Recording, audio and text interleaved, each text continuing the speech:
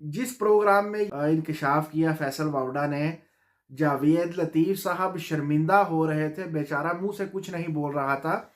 जावेद लतीफ़ साहब आप उसको जवाब देते, आप उसको भरपूर जवाब देते फैसल वावड़ा को। आप कहते भाई आपकी बात दुरुस्त है, एस्टैब्लिशमेंट ने तो कई कुत्ते पाले हुए हैं जिनकी वो अक्सर टेस्ट रिपोर्ट जो नमूने लेकर लोगों को जो है वो बाहर भेजते हैं। अब पता नहीं किस कुत्ते की रिपोर्ट उन्होंने भेजी है, शायद वो सेनेट में बैठने वाला कुत्ता हो या मुख्तलिफ पार्टियों मुख्तलिफ कुत्ते रखे हुए हैं एस्टैब्लिशमेंट में, जो कभी बूट उठा कर ले आते हैं, कभी कोई चीज़, कभी किसी के खिलाफ, कभी पीटीआई में बैठकर पीटीआई मुस्लिम लीग नून के खिलाफ बातें करते हैं, कभी मुस्लिम लीग नून की तरफ से सेनेटर बन के पीटीआई के खिलाफ बातें करते हैं, कभी इन दोनों के खिलाफ बातें करते हैं।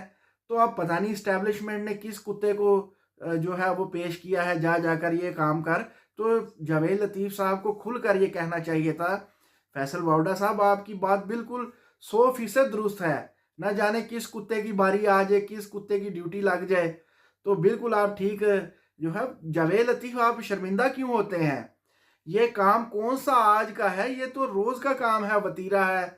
स्टैब्लिशमेंट ने किसी ना किसी कुत्ते की ओहो किसी ना किसी की बारी तो लगाई होती है, कोई ना कोई ड्यूटी तो होती है, वो अपनी ड्यूटी सर अंजाम देता है। तो आप देखिए, इक़्तिदार जाना और आना होता है, यानी कि इक़्तिदार चला जाता है और आ जाता है, लेकिन कभी हक को ना छोड़ें और आप जो है हमेशा हक का साथ दें, दिलेरी के साथ जवाब दें। आप ये जवाब नहीं देंगे तो एस्टैब्लिशमेंट कभी भी आपके सियासत से, आपके मुल्क से, इस तरह इक़्तिदार से बाहर नहीं होगी।